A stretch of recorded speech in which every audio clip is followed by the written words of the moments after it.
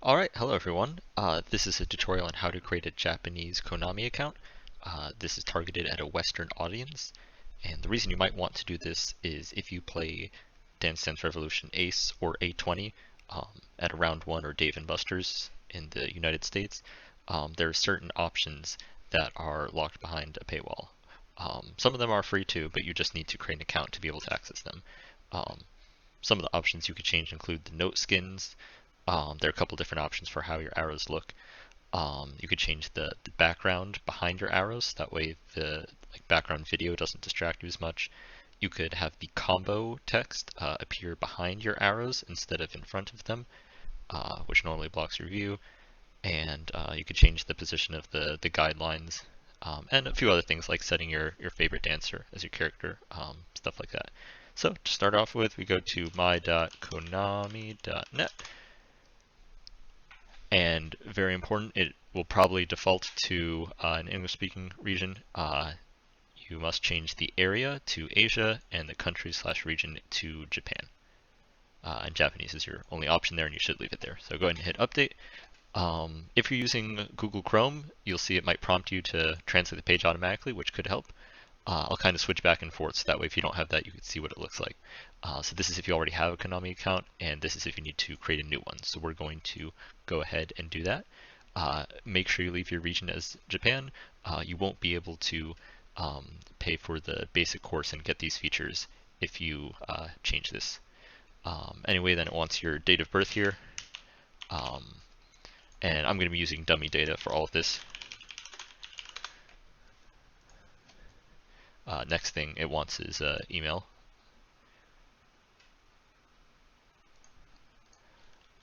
Alright, and then the characters in the box, of course.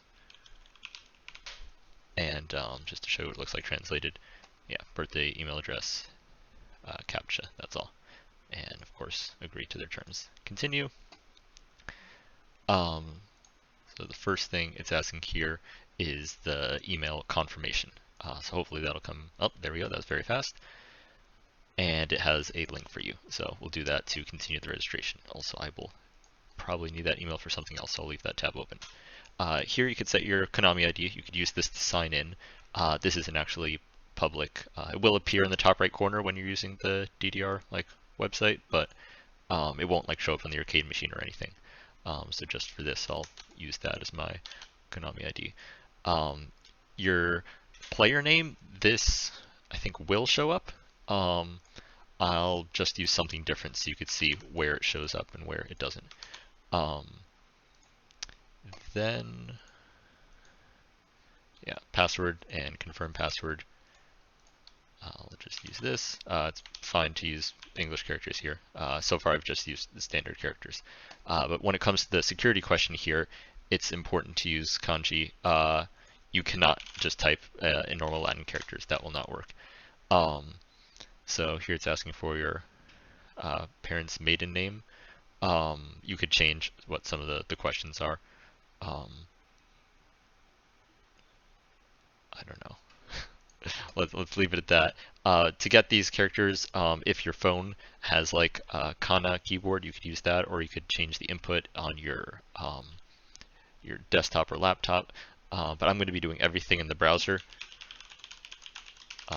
just so that way it's accessible to everyone. So if I use Google Translate from English to Japanese, I don't know, let's say my mother's maiden name is Do. Oh, that doesn't quite work.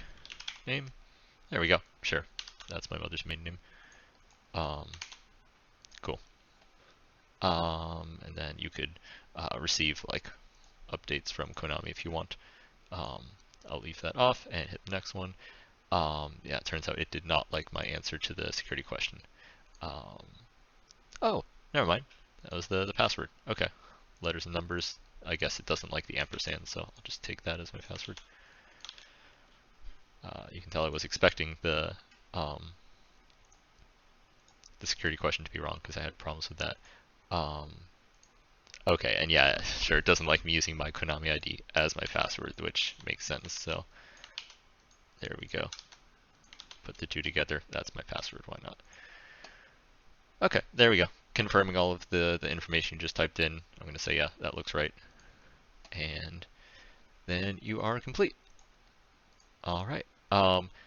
Personal information, it's what it asks for next, but you should be able to actually skip this. If you do want to fill it in, it's important to know that the first two input fields are in katakana, and then standard Latin characters afterwards. So if I wanted to, if my name was, I don't know, John Smith, let's just say John, I'll take that as my first name, and John, and then Smith, if that's my last name, I would put it like that. And I'll turn on the translation just so you see what that looks like. Last name, first name, last name, first name, man. To put in an address, I just used the I don't know, I just took Konami's address. I'm not actually going to save this just to see that it's not actually required, but in case it does become required, I want to show you what I did. So if I take that, address search, oh, I guess it doesn't like me typing or pasting it in all at once. If I search for that postal code, there we go, it fills in all of this stuff. And then for the address, it actually gives you an example. You have to switch it back off of Japanese, but you can see it has the two characters here. And then their address was 1111. So I'll take that and put these characters in. And just copy the separators. So the format of this matches the format I guess. I guess you could probably just copy this too. I'm not actually sure. You could leave this blank and then phone number. 11 digits, so you'll include 1 as the country code for America, and then there we go, phone number. I'm not actually going to hit save just as a proof that this isn't actually required. But yeah, so I'm actually going to navigate away from this page. And instead, we're just going to add a credit card. And you could skip this step if you don't want the paid features, but this is what I did next. So I don't think I'm actually logged in right now. I think that said sign in. Yeah, log in. So I am going to now, this is the link we used before if you're a new user, but now we're not a new user. So we'll click there. You could sign in with your email address or your Konami ID.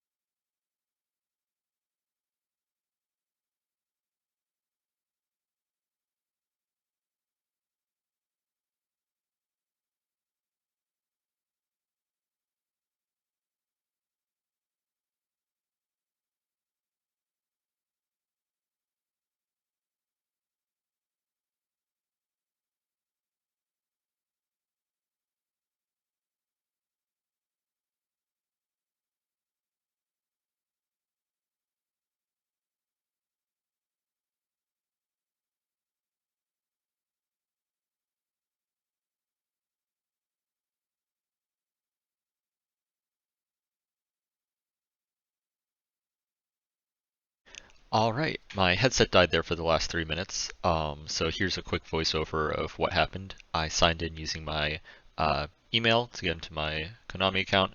I skipped the two-step verification because that's not required. Um, then I was pointing out the bottom link here is where you enter your credit card information. Just hit that red button to register. It takes you to a different domain, the escott.jp. Don't be alarmed, that's perfectly fine.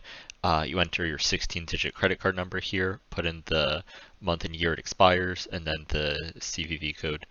Um, the important thing here is the left side button is the confirm one. Unfortunately, because these are images, Chrome doesn't translate them properly, but the left one is like accept and move on. And again, it verifies your information, and then the left one is the one that saves it, which is the opposite of the other forms we've been using before, where the red button on the right was confirmed. So make sure you hit the button on the left. Here it just said, of course, that wasn't a valid credit card. I just put in random information. And then, yeah, I was showing you, we're moving on to eGate. You could just type in, or sorry, eagate.573.jp. This is what shows up when you tap your EMU's card on the arcade cabinet. And I'm assuming you've already bought an EMU's pass and like registered it on the DDR Ace machine. So yep, just enter that address. It'll automatically put the P dot at the beginning. You could also type that if you want to. But then you hit the red button here, which is the sign in. You see that's in the top left. This is very important. In the bottom left, make sure you change it from English to Japanese.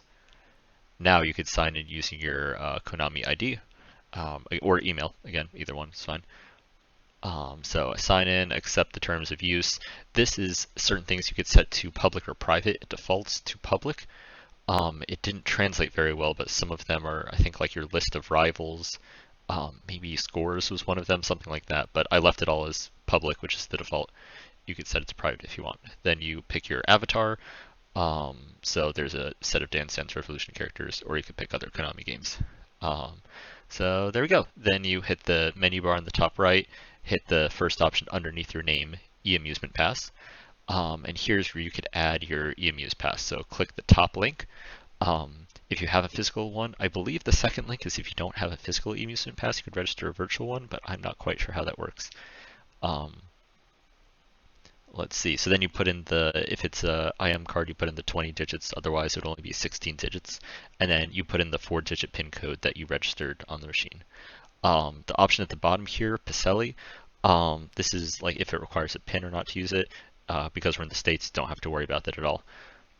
Anyway, I'm going to show you, because I didn't actually like pay for this and I don't have a second eAmuse Pass just for this tutorial, I'm going to show you what it looks like on my account. So here you can see once you put in, of course I changed all the values, but once you put in your number, it'll show up here and your full IM number will show up there. Also, you could see the games. So here I also played Dance for Stardom, so that shows up. But you could click on Dance Dance Revolution, just this button right here, and it'll take you to the game specific page. Here's what that page looks like. You see that there's some buttons across the top. You can see like all the music in the game. The red buttons here are what I think is particularly interesting and what I'll be showing off. So if you click on the settings button, it'll take you to a page that looks like this. You have your dancer name, your region, you set those on the machine. You could define your weight if you want for better calorie estimates, up to you. Here's where you could set your favorite character. And then here's some of the options I was talking about at the beginning of the video. So the first option here is the note skin. You could change what your arrows look like. The guidelines here, the white line is in line with the arrows. You could also change it to be between the notes instead, or disappeared entirely. And then this option is the darkness of your background, which again might help if you like get distracted by background videos. The last two options, these with the red tag here is showing that these are the paid ones, so you cannot change these unless you pay for basic course, which is 330 yen a month, which at the time of recording converts to $3.02 a month. That could be charged to the credit card that you put in the steps I showed previously. It'll charge you immediately when you sign up, and then the first of the month afterwards, or because of time zone differences, the last day of the month prior. So basically, if you sign up like at the beginning of the month, you're getting the best value. If you sign up like right at the end of the month, you'll be charged again for the next month pretty soon. But it's $3. So the options you get for that, you could set the combo text to be behind the arrows. It's kind of interesting in the screenshot that the 1 is still above the arrow, but anyway, it makes it easier to see the arrows because they're not being blocked. And then also you can enable seeing fast or slow to see when you hit the arrows, which side, like why you're not getting the exact right timing. Yep, there's that. And then the second option under settings here, I believe is for rival data and privacy, which again defaults to public, but you could change that if you like. If we jump on over to the Play Data tab, this, you see it all has that red tag, so you need to pay for the basic course to get this information. But you could see like the scores from the games you played, your high scores, which is pretty cool. Also on the basic stats page, which is this first one, that you do not have to pay for, and you could see the last time you played, how many times you've played total, how many times you played singles versus doubles, stuff like that. Let's see, also some of the data you get from actually paying for it, the additional data you get, you can see like the last 20 songs you've played and the scores there, some other details there. Okay, I don't have the rival page up because I haven't quite figured that out, but you could set other players as your rivals and then compare your scores. So for instance, as you're playing a song, when it shows the red or blue text for how much your score is above or behind, like I have mine set to compare against my previous scores, but you could have it compare against your rival scores. To show you how to actually sign up, like once you put in your credit card information, you go to, I think it was right here, this billing passbook, which is this still set to Japanese? No. Anyway, this is back in the main eagate.573.jp site. You could hit this one, which is a couple below the e-amusement pass, or you could just type in this address with the select course. But if you do go through the menu, of course you will not see the monthly billing history on here because you haven't paid yet. You would just click this link here to join the course. You do the top one here in the kind of maroon text.